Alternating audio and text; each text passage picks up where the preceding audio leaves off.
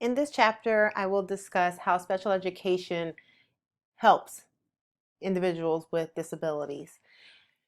So in California, and not just California, as soon as I said in California, I looked and I see Topeka. Um, when it comes to inequity in education, there are, we're going to discuss rather, there's definitely more than just these three main cases, but um, for the sake of this class, we're going to discuss at length Brown versus Board of Education of Topeka, which I feel like anyone who works in education is aware of this court case where basically it ended segregation and made it legal for American schools to be integrated. Like I shared in the slideshow for chapter 1, this slideshow will also be posted this evening so that way you can go ahead and take advantage of the links. The Diana versus State Board of Education basically ruled that children whose native language is not English must be tested in their native language. The issue was that children who were non-English speakers at birth were being placed in special education at a higher rate than English-speaking students, and therefore it went to court, and then it came out that children must be assessed in their native language, which, looking at it now, seems like common sense. However, in 1972, not so much. Larry P. versus Riles went to court more than a few times and basically was around the fact that African American children were being overrepresented in special education classes, and this was based on their IQ test. And basically the outcome deemed that IQ tests are culturally biased and therefore they cannot be used for eligibility into the GATE program. And GATE is another acronym that you will hear often if you work in the education system. However, you may not be aware that the Gifted and Talented Education Program, which is what GATE stands for, is a part of the special education program. And these are individuals who have, who usually have a high IQ or something going on that allows them to acquire the information a lot faster than their peers. And so therefore, they are in the Gifted and Talented group or GATE program. That way they can continue to be challenged and learn at their faster rate. One of the fallouts of the Larry P. versus Riles case, and this is one thing that I'm aware of only because my child, like I said, is on the autism spectrum. We moved here in 2008, and when we went to the San Diego Regional Center for him to get state services, and just so you know, side note, the San Diego Regional Center is a great resource that you should include, or I should say should consider for your parent and family resource manual. It serves all individuals from age 0 to 99 and beyond. If you have a disability and you go through the process of getting registered for services through the regional center, your services are available for life the entire time you're here in California. And this is due in part to the Lanterman Act. I can't remember the exact year it was initially passed. However, basically it's guaranteed state funding that takes care of individuals with disabilities throughout California. And there are regional centers everywhere in California. They're not just in the major counties. They're Imperial Valley, San Diego County, LA County, and then there's multiple. And they're there to support and provide services for, like I said, a variety of people with a variety of disabilities. But as I was saying with the Larry P. versus Riles case, even to this day, African American children cannot have their IQ tested in the public school system. So when you have the IEP, the Individualized Education Program, there are two main goals: that the student, who obviously is at the core of the IEP, has access to the core curriculum, and that is whatever it is that their general education peers are learning, and that that student with the IEP, with the disability, has the opportunity to engage socially with their peers. When my son was at PB Middle, his principal was amazing, and she grew up with an older sister who had epilepsy, so she was very sensitive to the needs of those with disabilities, and she was very sensitive to the feelings of those in special education. And as a result, when she was the principal, she made it mandatory that all of her gen ed teachers include the special education classes in, whatever program they had going on. If they had a field trip going to SeaWorld, then she made sure that, at least the offer was extended to the teachers of those children with special needs. So that way they have that opportunity to lean in if they choose to do so. I appreciated that because my son was really struggling at the time because my husband, his dad, was stationed overseas. And so here he was, new school, everything that middle school brings, plus having autism, and he loved to play, but he loved to play the drums. And after meeting with the principal, she told me, she was like, well, as long as he wants to play, he will learn how to play. And within his 3 years there at PB Middle, he learned how to play the drums. The reason why I'm bringing up this example is because when he got to Mission Bay High School, nothing against Mission Bay High School as a whole, as an entity, but when he got to Mission Bay High School, different approach, different attitude towards the special education program, and as a result, my son ended up hating the drums because here he was expecting the same welcoming approach. And the band teacher there at the time was amazing, but the infrastructure didn't truly support uh, someone with, like my son, with some of his behaviors and the things that he has going on. Having him in the gen education band program did not prove to be beneficial for Caleb as well as in the class. So it was one of those things that even to this day he doesn't like to pick up the drumsticks, but it's also very disheartening because it's like he had a natural gift for it and he does really well on it, especially for someone who never took, official classes. I'm not saying the courses at PB Middle weren't official, but considering where I felt like he could have gone with it, he didn't have the opportunity because it wasn't honed in on in high school. And for those of you wondering why didn't we do it at home, well, Caleb had 2 snare drums at home, but one of the things that my son really loves, even though he's on the autism spectrum, is he loves to be around his peers and he loves to just be social. And so even though we at one point had a tutor for him for drums and he had the fancy snare and then he had his practice snare, it didn't matter because he wasn't with his peers. So it proved to not be something that we wanted to continue to pursue for him because it brought more behaviors than benefit. Additional terms when it comes to the IEP, they will base all of their practices on what has been proven via research, and that's considered evidence-based practices. You don't want to just pull things out of a hat and kind of just see what sticks against the wall. You want to incorporate strategies with your students, with your if you take care of children, like in a child care setting, that have been proven to work. The accommodations are what is put in place to help the student overcome or work around the disability.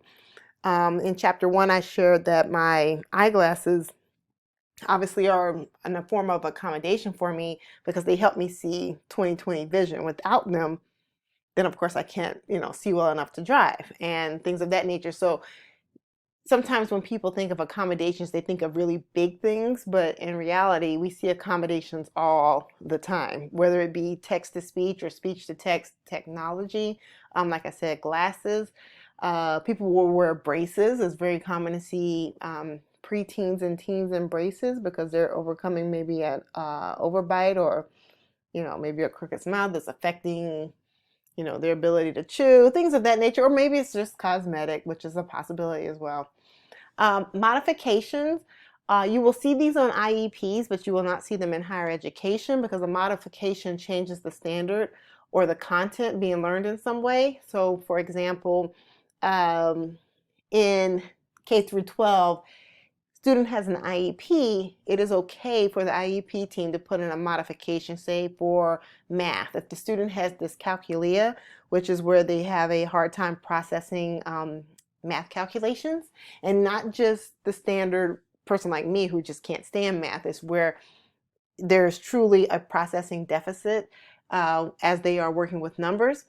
As I was saying, K through 12 is perfectly okay for them to say, okay, well, Johnny, the made up student again, Johnny, because you have dyscalculia, and this is all obviously taking place in the IEP meeting and not in the classroom, because Johnny has dyscalculia, he is only responsible for completing, half of the work, half of the homework, or half of the homework sets that his peers receive. So if his peers go home for the weekend with 50 problems to solve, Johnny's only responsible for completing 25, and he can still earn the same A as his peers would earn as well. Modifications do not work in higher ed because in order to get into higher ed, you must have completed a GED or a high school diploma.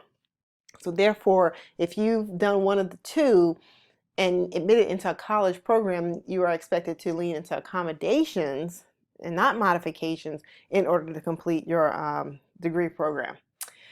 And then there's assistive technology, is any technology that can be used to enhance the functional independence of a person with a disability.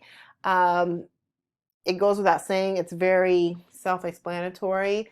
This could be using devices that speak for you. This can be any type of technology, honestly. There are people who have vision impairments, very, very low vision, or are blind, and instead of using the actual cane, they now have these sticks that are about the size of maybe, I would say, a standard pencil, and everything is done through infrared technology. So you're not walking with a swinging stick. You don't have to worry about, it getting hung up in maybe a step or something and kind of punching you in the gut. And the reason why I mention this is because we had two students on campus who use walking sticks, and because one is legally blind and one is functionally blind, and they both share with me their experience of, walking with the stick and then, obviously getting stuck in something and then it poking them in their abdomen, and how painful that can be. Instructional practices that students may benefit from.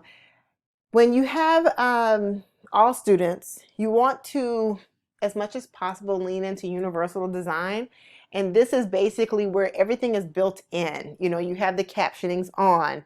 The students has the immediate access to change the background. So I'm presenting this obviously with a white background, but just in case, the white is triggering for you and it's just way too bright and you can't even get the brightness to turn down, even with moving the brightness on your screen, you could have the option to go in and flip it to gray or pink or black, and that way, it reverses the colors and things of that nature. And these are just basic things, but then you have differentiated instruction. And differentiated instruction is, once again, self-explanatory.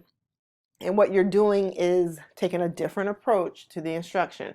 And so one thing I have always loved about differentiated instruction is that it allows you to be as creative as possible. Your main goal is to meet that learning goal.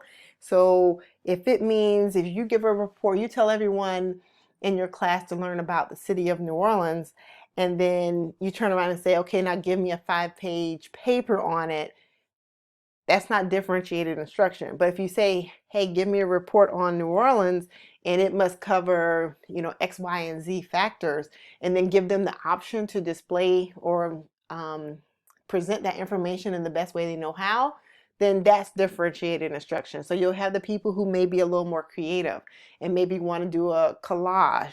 And so they're not necessarily speaking in front of the classroom. So if a person has social anxiety disorder, this could possibly be a great option.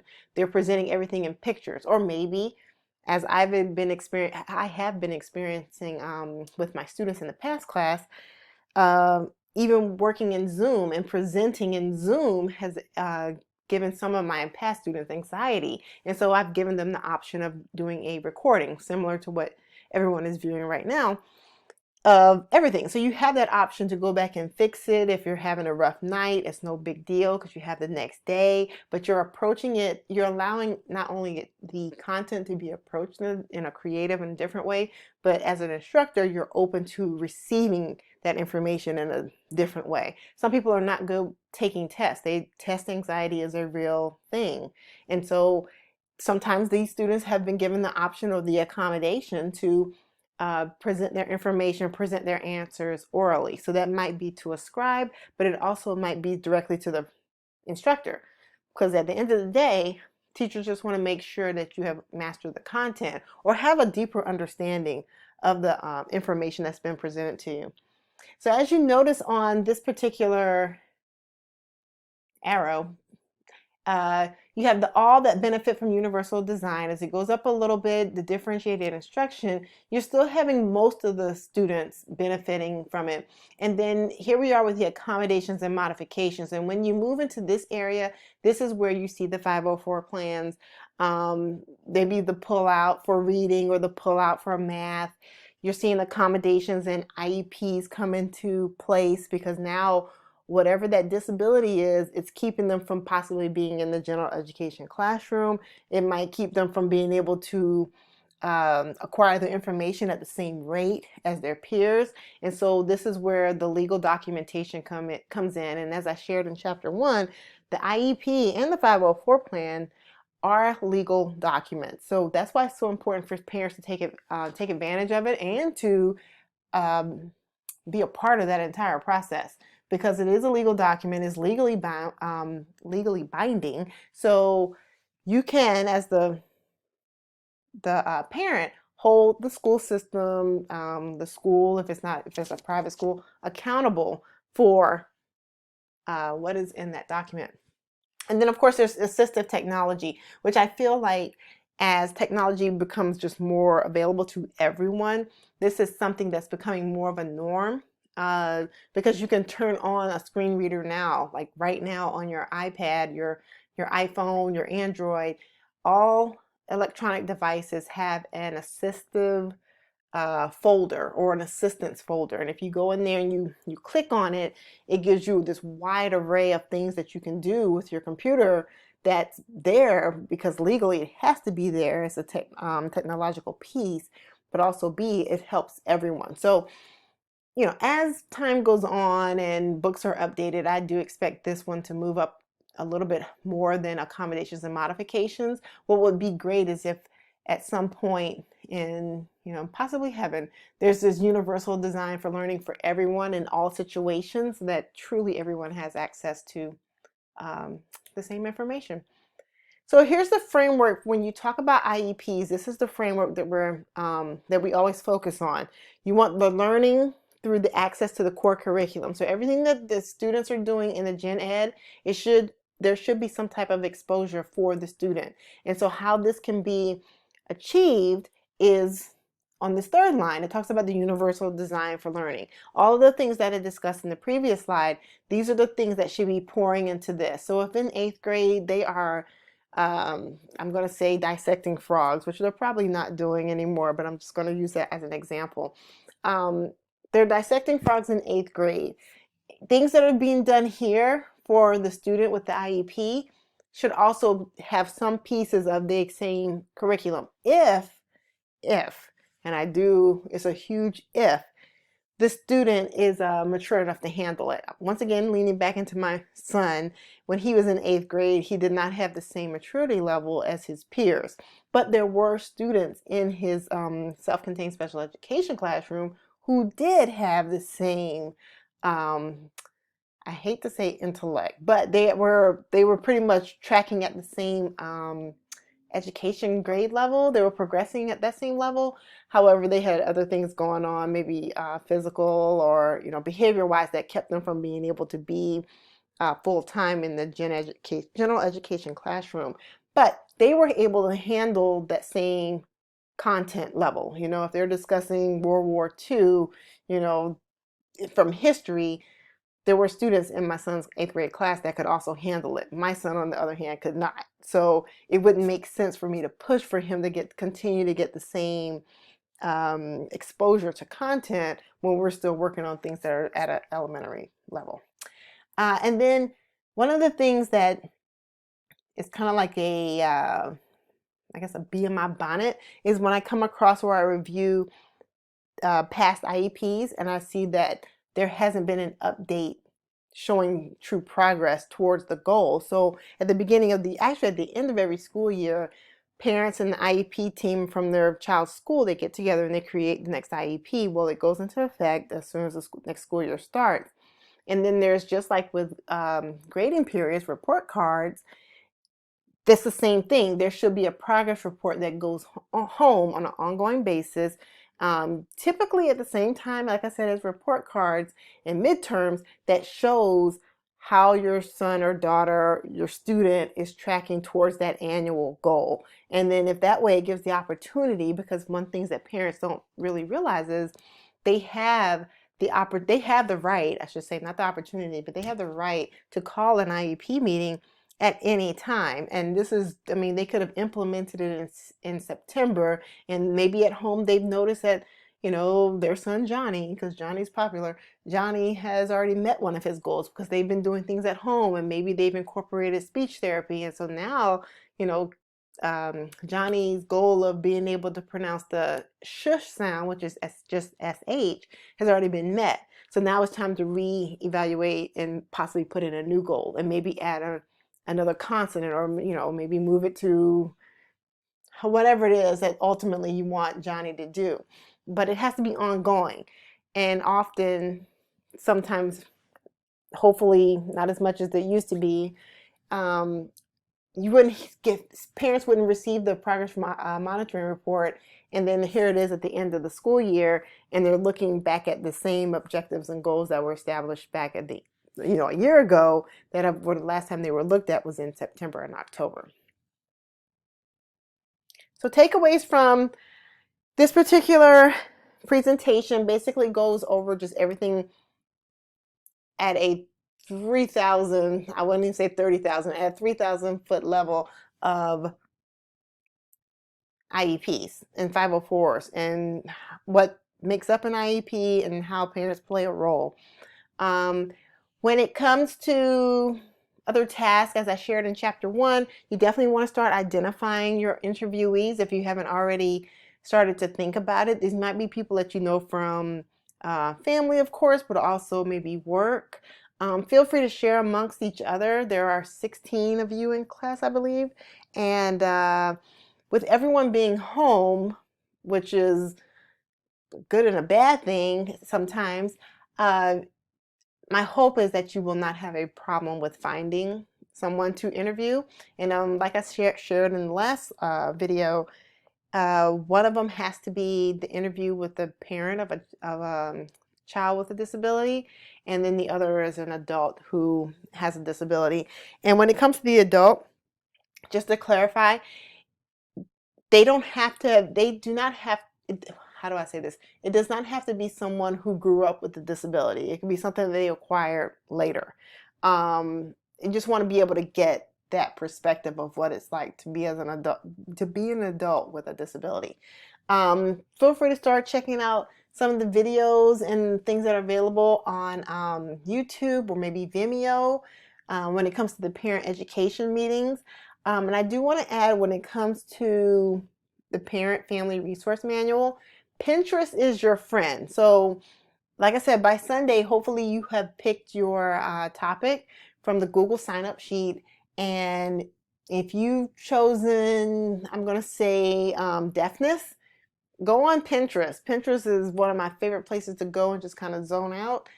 Type in activities for, you know, children with hearing impairments, and then see what comes up, and then see what's easy to make, and then go from there. And just because I just said make doesn't mean you have to make something, but it will start getting your creative cogwheels turning. This is my contact information. Feel free to reach out to me at any time. I'm also on Pronto as of today, so I am happy about that, and I look forward to hearing from everyone very, very soon.